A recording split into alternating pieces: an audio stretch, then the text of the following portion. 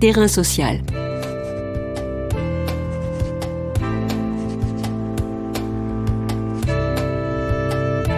Hugues Chevarin. Yves Raybaud. Yves Raybaud est géographe, maître de conférences émérite à l'Université de Bordeaux-Montaigne. Il est membre du laboratoire Passage du CNRS, reconfiguration des spatialités et changements globaux. En France, les villes de Lyon, Montreuil ou encore Rennes ont récemment annoncé leur intention de mettre en place un budget genré ou sensible au genre. Depuis plus de 20 ans, Vienne, en Autriche, a une approche genrée de son aménagement et fait figure de proue en Europe. La ville a-t-elle été faite par les hommes et pour les hommes ? Quels usages de la ville sont les marqueurs et les espaces de ce sexisme ? L'approche géographique les met en lumière par des enquêtes de terrain, des marches exploratoires, des groupes de réflexion. L'analyse des dépenses publiques et de leur affectation permettent-elles de redéfinir les priorités vers l'égalité de genre dans l'espace urbain ? Enfin, quelle place est donnée à la parole des femmes pour construire la ville durable, plus inclusive, plus écologique et plus démocratique ? Terrain social se demande aujourd'hui quelle est la ville rêvée des femmes. Terrain social. Bonjour Yves Raybaud. Bonjour. Dans de récents débats médiatiques sur les budgets genrés, on a entendu beaucoup de polémiques. Toutefois, cela interroge. La ville a-t-elle un genre ? On a entendu des villes entières, et depuis longtemps c'est le cas en Europe, qui actaient de l'inégalité des sexes dans les moyens publics donnés, dans l'argent public.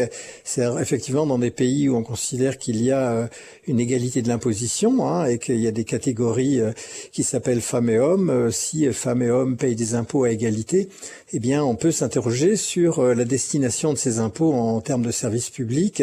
C'est-à-dire que si vous avez le même métier qu'un homme, une femme et un même grade et un même salaire, eh bien vous avez peut-être un regard aussi à regarder si effectivement la répartition des fonds publics est la même. Le budget genré part de l'égalité de la répartition devant l'impôt et donc il est complètement légitime. Surtout depuis que des lois ont précisé ce cadre de l'égalité entre les femmes et les hommes dans la sphère publique, notamment la grande loi sur l'égalité réelle entre les femmes et les hommes de 2014, qui prescrit effectivement, qui inscrit dans la loi le fait que les collectivités territoriales, les grandes entreprises et en tout cas tout ce qui a rapport aussi avec la sphère publique, soit les entreprises parce qu'elles fournissent de l'impôt, soit les collectivités territoriales et l'État qui fournit des services, doivent faire ce qu'on appelle une analyse comparée pour voir si les budgets sont également répartis entre les femmes et les hommes. C'est la base même de l'idée de budget genré, qui est simplement une précision de l'égalité de la répartition des services publics selon la loi de 2014. Comment la géographie permet de lire la spatialisation du genre dans la ville ? Si dans la ville, par exemple, on s'aperçoit qu'il y a un certain nombre d'équipements et d'espaces publics qui, mis côte à côte, participent finalement aux équipements quasi obligatoires d'une ville. Je prends par exemple dans le domaine du sport et des loisirs, les grands stades, les aires publiques de jeux, que ce soit des terrains de pétanque publics ou bien des city-stades, des skateparks. Eh bien, on s'aperçoit que ça s'inscrit dans le budget des collectivités. Et si on analyse qu'il y a un grand stade qui se répercute dans le budget de la collectivité par millions d'euros, soit par la conception, soit par l'attribution de marchés publics, et que ces grands stades sont utilisés à 95% par des hommes, à partir du moment où on inscrit dans la loi l'idée de regarder l'égalité de répartition des fonds, on se rend compte qu'effectivement il y a des fonds publics qui sont répartis en priorité aux hommes. Et donc cherchons dans l'espace public des équipements correspondant aux grands stades qui pourraient effectivement équilibrer cette dépense préférentielle pour les hommes, consommateurs des stades, mais on n'en trouve pas. Ensuite, si on regarde par exemple sur la programmation culturelle, par exemple les festivals d'été qui sont subventionnés par les collectivités territoriales, si on voit que par exemple en Bretagne sur 180 festivals, 85 ont une programmation uniquement masculine, que 120 ont une programmation à 80% masculine, on voit que l'argent public finalement revient aux artistes masculins et non pas aux artistes artistes femmes. Si on regarde les achats publics de tableaux dans un musée, comme ça a été fait à Brest, eh bien, on se rend compte que 95% des œuvres exposées sont des œuvres d'hommes, et que dans les achats de toiles qui a été fait par les fonds d'art contemporain, par des subventions publiques, depuis 30 ans, eh bien, il y a eu encore 80% de toiles d'hommes achetées, que le montant des toiles faites par des femmes achetées une moyenne de 3 000 euros, et que le montant des toiles achetées faites par des hommes est de 12 000 ou 15 000 euros. Et voilà le type même de budget genré qu'on peut faire pour se poser la question de savoir si effectivement l'argent public ne creuse pas les discriminations ou les inégalités entre femmes et hommes dans l'accès à la sphère publique. Donc dans cet espace public, quels critères doit-on imposer peut-être pour trouver cette égalité? Là aussi, soit on est indifférent à cette question, ce qui peut être le cas, ça peut être une décision politique, même si c'est inscrit dans la loi, on sait que finalement la loi elle est plus ou moins appliquée, et on peut dire il ne tient qu'aux femmes d'aller dans les stades, ou il ne tient qu'aux femmes, c'est le talent qui compte, par exemple pour les artistes, l'art, etc., et que les femmes n'ont qu'à aussi être aussi bonnes que les hommes, etc. Soit on peut se contenter finalement d'acter cette différence, soit on peut considérer qu'elle est inégale et que c'est le rôle de l'État de répartir, finalement, de faire en sorte que ces moyens publics soient également répartis. Donc ça signifie que, par exemple, il faut imaginer comment on peut accompagner les femmes pour être effectivement dans une position de pouvoir consommer l'espace public autant que les hommes. On sait que dans la ville, par exemple, il y a un sentiment d'insécurité qui règne pour les femmes qui est extrêmement important et qui correspond à une logique où les hommes sont plus à l'aise à l'extérieur, où on tolère certaines transgressions des hommes et des jeunes garçons à l'extérieur et moins des femmes, et qu'elles le ressentent comme un sentiment, une infériorisation dans l'espace public. Dans ce cas, on peut mettre en place, comme c'est fait dans des villes européennes, un certain nombre de signaux bien précis qui montrent que la ville est faite aussi pour les femmes. D'abord par l'éducation, en apprenant aux petites filles dès l'école à investir l'espace public, à utiliser les espaces sportifs, à courir dans la ville, en leur apprenant aussi un certain nombre de modes d'expression qui sont pour l'instant majoritairement utilisés par les garçons. On peut parler là aussi du sport, et puis également en réfléchissant au design de la ville, c'est-à-dire comment la ville est faite par et pour les hommes, et comment ça se manifeste de façon très précise par le fait qu'il n'y a que des noms de rues d'hommes, des statues d'hommes à tous les carrefours, que les femmes, la présence des femmes dans la ville est souvent, que ce soit dans l'architecture ancienne ou dans le design contemporain, sous l'aspect sexuel des femmes, c'est-à-dire des statues où les femmes sont nues, mais les hommes sont en majesté avec de grandes barbes et des livres sous le bras ou à cheval comme des militaires, où l'affichage publicitaire utilise largement le corps féminin, voilà. Et donc finalement la petite fille ou la femme citoyenne dans la ville est de façon constante confrontée à cette représentation infériorisante de la femme dans la ville. Donc la ville est non seulement sexiste, mais elle est aussi dangereuse. Et de quelle manière? Je pense que là aussi, si on a une approche matérialiste de la ville, c'est-à-dire la première chose qu'on va faire, par exemple, quand on fait un budget genré, c'est d'analyser si à travail égal, les hommes gagnent plus ou moins que les femmes. Si au sommet de la hiérarchie, les salaires les plus élevés sont plutôt occupés par les hommes que les femmes. Et à l'inverse, on analysera une statistique globale avec des chiffres qui sautent aux yeux, c'est-à-dire que 80% des personnes qui sont actuellement au salaire minimum sont des femmes, que ce sont elles qui sont à 80% aussi en temps partiel ou en contrat à durée déterminée. Donc on voit bien qu'il y a une inégalité matérielle des ressources. Donc cette question de la matérialité des choses est extrêmement importante. Alors comment ça se passe, cette domination de l'espace sur de l'économie, mais aussi de l'espace par les hommes, et ça se passe par aussi des pratiques qui éliminent de façon implicite les femmes de la compétition, et ces pratiques peuvent être des pratiques violentes, comme on peut le considérer que dans le cinéma, par exemple, il va y avoir un certain nombre de brimades ou d'un certain nombre de sas d'accès pour les jeunes actrices pour accéder à des rôles importants, que ces rôles importants seront toujours finalement écrits par des scénaristes hommes et des metteurs en scène masculins comme étant finalement des rôles très stéréotypés pour les femmes, qui privilégient les femmes jeunes et jolies, et puis en face d'elles des séducteurs qui peuvent avoir 20 ans ou 30 ans de plus. Donc on voit bien que toute cette mise en place d'une scénarisation scénographie qu'on retrouve dans la ville, eh bien, se fait aussi par l'intimidation, par l'intimidation violente des femmes dans l'espace public. Dans les enquêtes que nous avions fait avec le Haut Conseil à l'égalité il y a quelques années, eh bien, on avait trouvé ce chiffre que 100% des femmes disaient avoir été harcelées au moins une fois dans les transports publics. Donc, le soir, par exemple, on peut faire dans nos analyses, là, qui sont très quantitatives, voir le fait qu'une femme sur cinq personnes qui se déplacent seules dans la ville, il n'y a qu'une femme. Dans tous les entretiens que nous avons faits sur les pratiques de mobilité urbaine, eh bien, le sentiment d'insécurité, que ce soit chez les étudiantes ou les personnes âgées, chez les femmes, est beaucoup plus grand que chez les hommes, et qu'il y a aussi toujours cette intimidation permanente qui effectivement minorise les femmes dans la ville et donne finalement une grande facilité d'accès à la ville pour les hommes. À l'heure des grands enjeux écologiques, on commence à penser la ville durable. Y fait-on une place égale aux femmes? Et je vous cite, ville durable, smart city, ville loisir.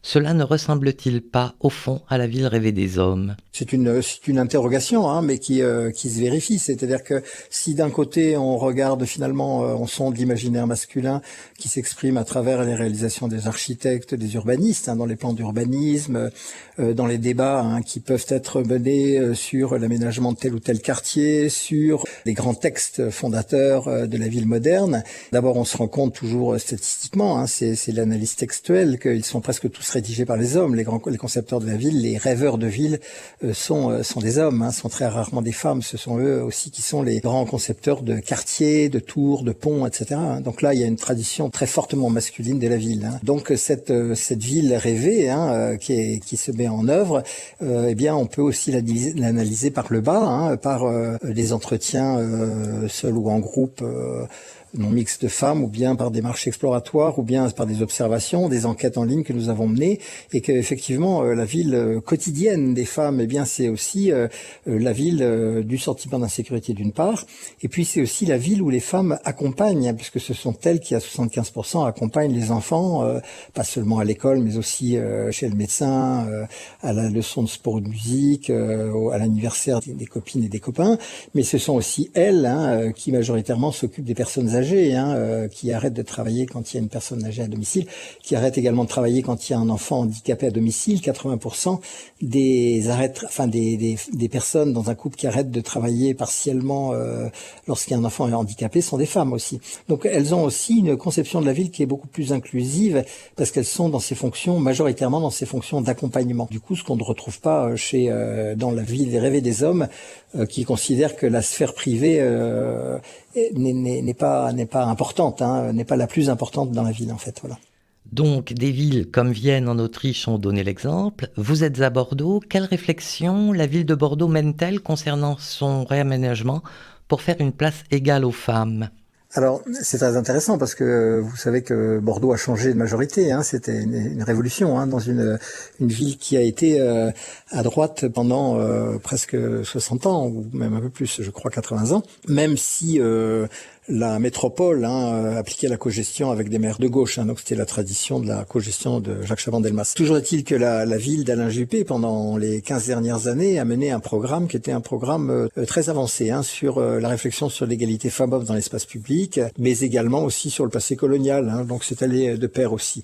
Et donc des travaux qui ont été faits de façon très particulière avec nos équipes et d'autres sur le harcèlement de rue, a amené par exemple, ou le harcèlement dans les transports, des mesures assez énergiques de publication, d'affichage dans le tram, qui ont été très bien perçus par la population, des travaux sur l'éclairage point par point de certains secteurs, des passages sous des ponts ou bien des rues qui étaient éclairées, qui peuvent être éclairées d'une façon différente, sur une politique vélo qui misait sur sa progression. La part modale du vélo a beaucoup progressé à Bordeaux, qui mise maintenant sur la pratique du vélo des femmes en tenant compte effectivement des propositions des groupes de femmes interrogées sur la mise en place des cyclables.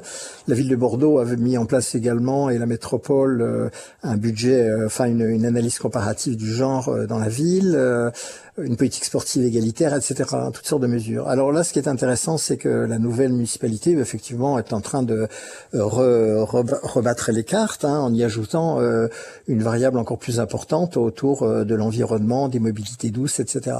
Mais du coup, justement, cette nouvelle posture politique, eh bien, elle est bien finalement au centre centre de la politique des écologistes, c'est de leur partage en deux catégories, ceux qui intègrent l'égalité femmes-hommes et puis en général la question sociale, la question de l'égalité d'accès à l'espace public, à la préoccupation environnementale. Et donc une des premières mesures importantes de Bordeaux a été de confier à une géographe de notre équipe, Edith Marie-Jules, qui est maintenant bien connue, le réaménagement des cours de récréation sur l'ensemble de la ville de Bordeaux. Aménagement de la cour de récréation sur le principe à la fois de la prise en compte du réchauffement climatique, de la végétalisation et d'un certain nombre de standards, mais également de l'égalité filles-garçons et de la recherche de la mixité dans la cour de récréation. Voilà. Peut-on dire de Bordeaux qu'elle se veut plus inclusive, plus écologique et plus démocratique ?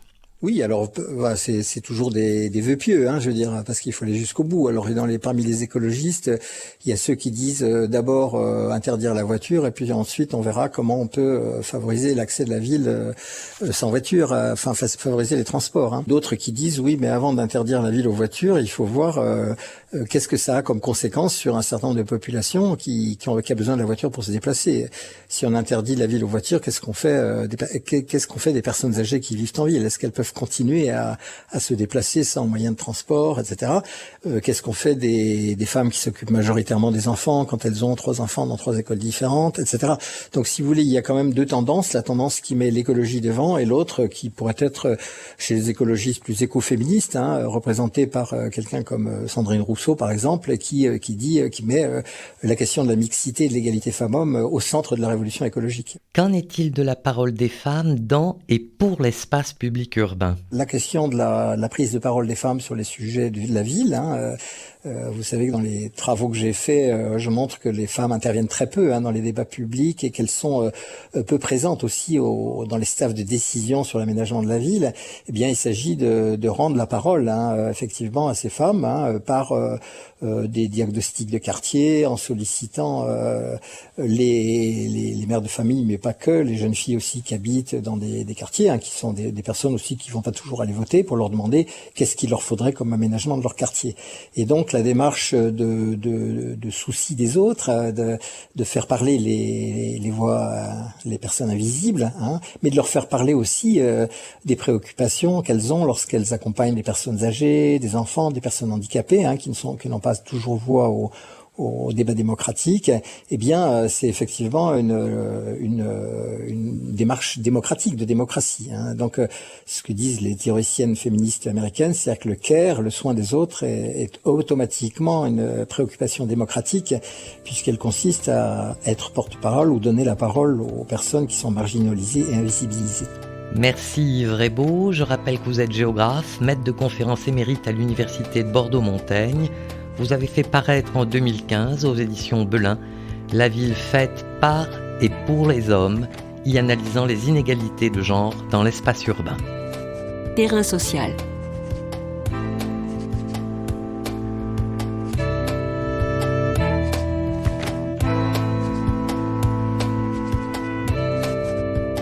Tous les podcasts du chantier sont à retrouver sur lechantier.radio et sur les plateformes d'écoute.